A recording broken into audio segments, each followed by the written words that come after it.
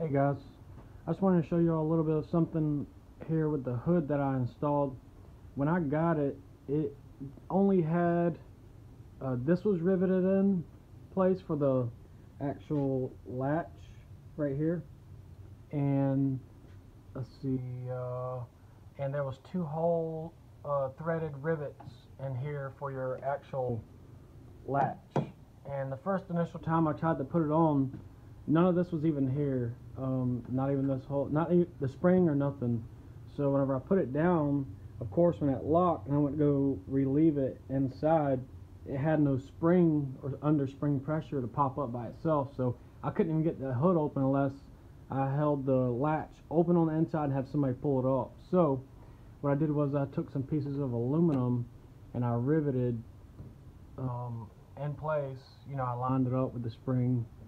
I had an extra hood laying around, so I took the spring off. I kind of lined it up where it needed to be. I riveted a piece of aluminum in place and put a nut and bolt the best I could.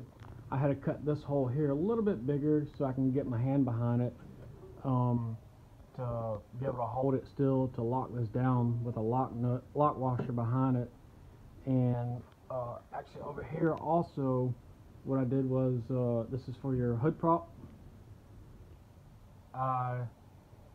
It just had a hole in the fiberglass that, you know, that's made for the hood prop. What I did was I cut a piece of aluminum and riveted it in place too. But as you see, I need to drill the hole a little bit bigger. Let's see if I can do this here. I need to drill a hole a little bit bigger so that can go up in there and actually hold the hood and sit on the hood prop like it's supposed to. And I had to open this hole right here a little bit bigger because it was trying to rub my latch down here, and my latch I can move left and right. There was really no adjustment for front and back unless I put some like some washers back there to space it out or whatever, but I didn't want to go through all that.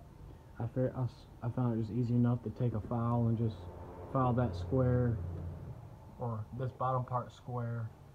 This part up here is fine, it's not touching that or anything. So, but I got it where it sits pretty good. That's one of the reasons why I didn't really want to take it back off, because just getting this thing aligned was a pain in the butt, man.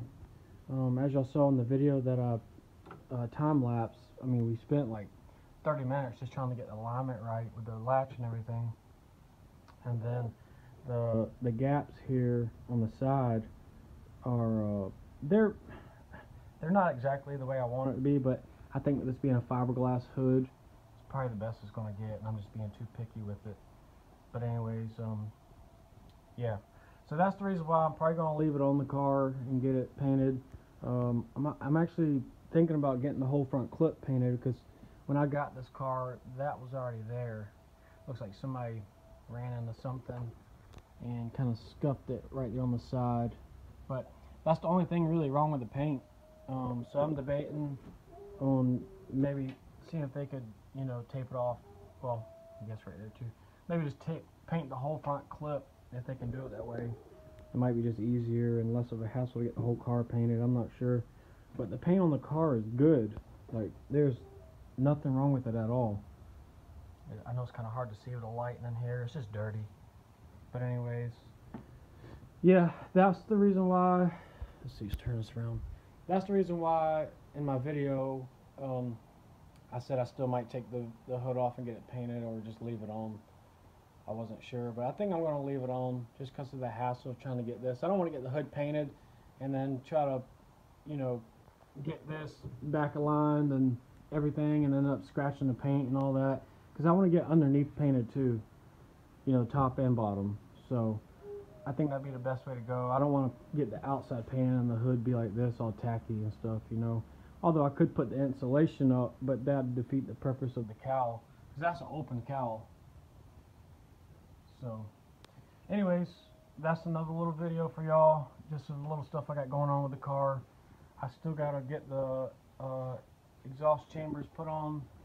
I'm also, I know I keep saying I'm gonna do the resonators because it's a straight through design. I'm debating on the single chambers I have there also. I just don't want it to be too loud, especially, you know, I use it for a family car on the weekends to kind of tote my son around and my wife and stuff. So I don't want it to be too loud, but at the same time I want it a little louder. So I don't know, I think the single chambers might be the way to go. Let me know what y'all think. If y'all had, you know, dealt with the resonators versus the single chambers. And I've looked some videos up, but it doesn't seem to, I know the audio just doesn't seem to do justice on like a video or anything. And I don't have tips on this car or anything, it's just a regular exhaust out the back. Right now I'm running the Flowmaster Super 40s with shorty headers, so and an H-pipe, off-road H-pipe. So, and it's alright. I just want it to free up a little bit more and be a little bit louder, but not extremely obnoxious where, you know, I piss my neighbors off. I have debated on putting the cutouts on it also and just leave the 40s on. So when I go to the track, I can just open them up. The manual ones is what I'm thinking with the little wing nuts on them, but I'm not sure yet either. But I know I got y'all facing the wrong way. I'm sitting here talking and can't see me. Anyways, that's kind of an idea that I got running through my head, and still got a couple things. I still got a race crank pulley to put on. I've still got let's see, what else do I have? I've got the 6AL and the two-step hooked up.